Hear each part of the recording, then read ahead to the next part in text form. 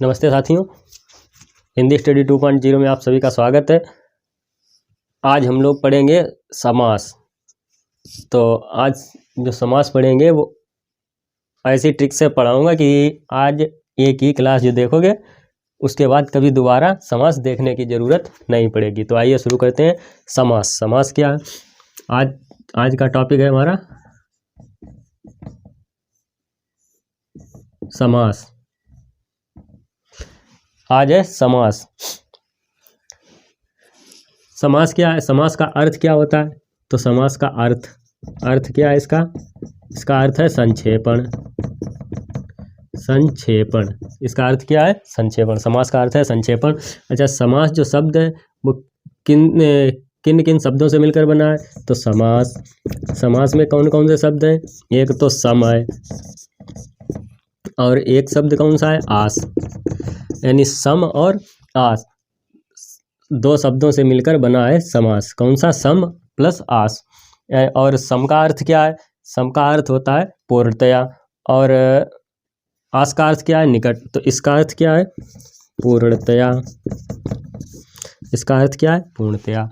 आस और आस का क्या अर्थ होता है? इसका अर्थ होता है निकट आना। निकट आना यानी सम का अर्थ है पूर्णतया और आस का अर्थ है निकट आना। तो इसका समास का अर्थ क्या हो गया? पूर्णतया निकट आना। इसका क्या अर्थ हो गया? पूर्णतया निकट आना।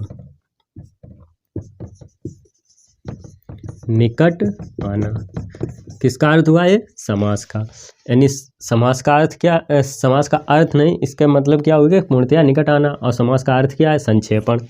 यानी संक्षेपण का अर्थ क्या है? कम शब्दों में अधिक से अधिक बात कहना, यही संक्षेपण है। तो ये हमने देखा समास किन दो शब्दों से मिलकर बना है? सम प्लस आस से मिलकर बना है। सम का अर्थ है पूर्णतया, आस का अर्थ है निकट आना। यानी अर्थात पूर्णतया निकट आना। इसका मतलब ये हुआ पूर्णतया निकट आना। ये तो हुआ समास। इसके बारे में हमने जाना। अब आइए देखते हैं इसकी परिभाषा क्या है, किस समास की। तो अब देखेंगे समास की परिभाषा है। अभी तो हमने इसका जो समास किन दो शब्दों से मिलकर बना है ये हमने जाना। समास का अर्थ क्या है ये जाना। अब हम लोग देखेंगे परिभाषा। क्या परिभाषा? किसकी परिभाषा? समास की। समास की परिभाषा क्या है?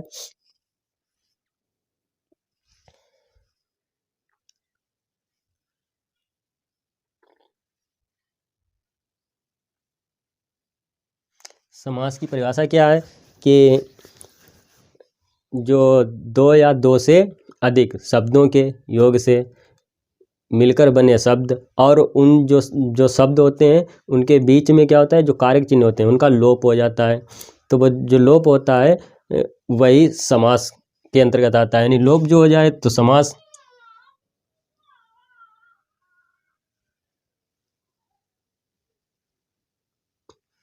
तो क्या है?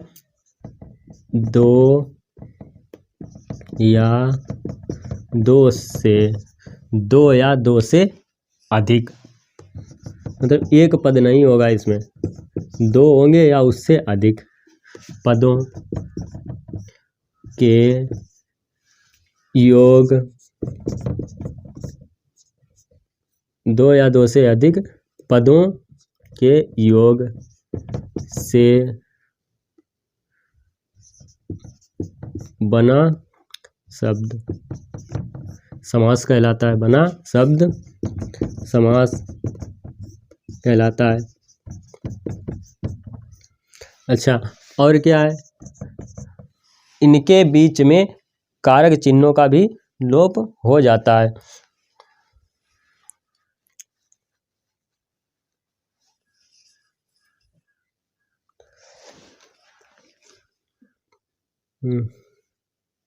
दो या दो से अधिक पदों के योग से बना शब्द समास कहलाता है।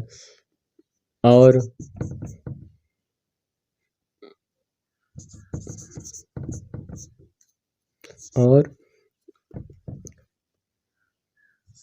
उनके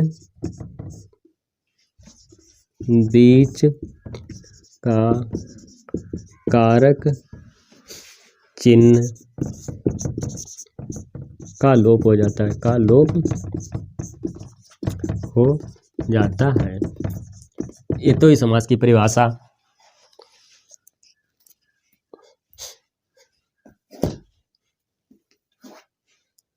कारक चिन्हों का लोप हो जाता है, ये तो समास की परिभाषा देगी। अब हम लोग देखेंगे इसमें क्या नाम, समास और संधि। समास और संधि में जो अंतर है वो क्या है, आइए उसको भी देखते हैं। समास में क्या होता है,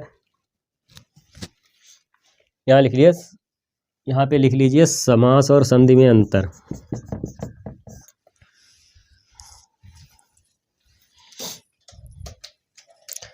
समास और संधि में अंतर।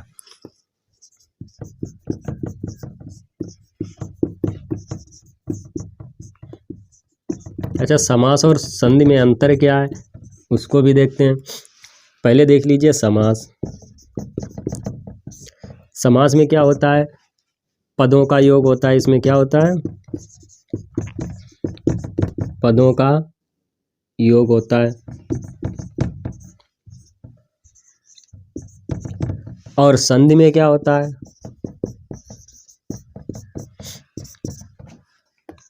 वर्णों का मेल होता है, वर्णों का मेल होता है इसमें। यही अंतर है। समास क्या है, इसमें जो पद होते हैं उनका योग किया जाता है। और संधि में तो वर्णों का योग किया जाता है। जैसे कोई उदाहरण लीजिए, मान लीजिए एक उदाहरण है लंबोदर।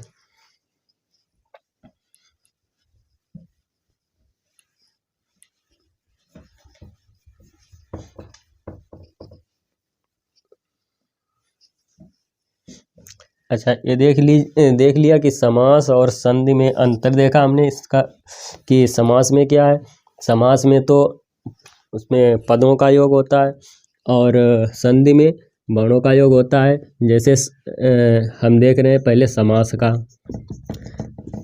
का उदाहरण देख रहे हैं। जैसे लंबोदर है, लंबोदर। अब इसमें क्या करेंगे, ये देख लीजिए, इसमें कितने शब्द हैं लंबोदर में, तो इसे क्या कहेंगे, समास के तौर पे इसे कैसे कहेंगे हम लोग, लंबोदर। लंबा है जिसका उदर, यही तो कहेंगे, जिसका उदर। ये बना समास, ऐसे बनाएंगे। और इसी तरीके से अगर हम संधि करें, संधि में क्या होगा, संधि में होगा लंबोदर है, लंबोदर का क्या संधि होगा, लंबा धन उदर, यही तो बनेगा। इसका दीर्घा और इसका ऊ मिलके क्या बनाएंगे, ओ का निर्माण करेंगे। तो लंबा धन उदर बराबर लंबोदर, ये बना संधि। ये हमने देखा।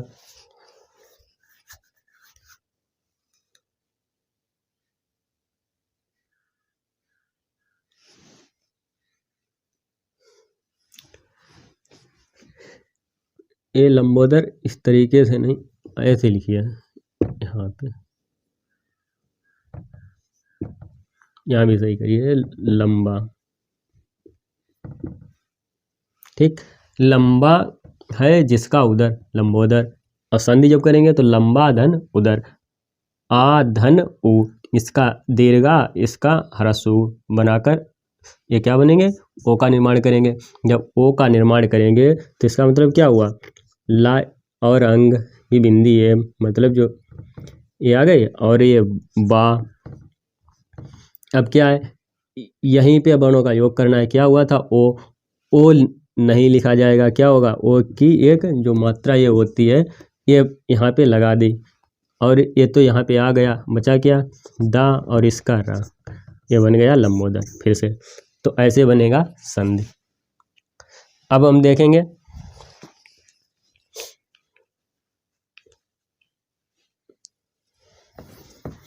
समास का अर्थ तो हमने देखा था क्या होता है, संक्षेपण। संक्षेपण मतलब क्या है कि कम शब्दों में अधिक से अधिक बातों को कहना क्या कहलाता है, संक्षेपण। ये भी याद रखिएगा, यानी संक्षेपण क्या है, कम शब्दों में अधिक से अधिक बात कहना संक्षेपण कहलाता है।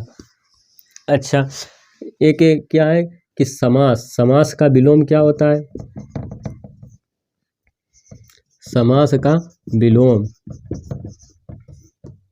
क्या होता है, व्यास। समास का क्या होता है, व्यास। समास का विलोम व्यास होता है। और इसका अर्थ क्या होता है, व्यास का अर्थ क्या होता है, व्यास का अर्थ इसका होता है व्यास, व्यास मतलब विस्तार। समास का विलोम जो होता है व्यास होता है, और व्यास का अर्थ क्या होता है, विस्तार, यानी विस्तार से कहना, कोई बात को अपनी ज़्यादा से ज़्यादा कहना, ये होता है विस्तार समास का अर्थ।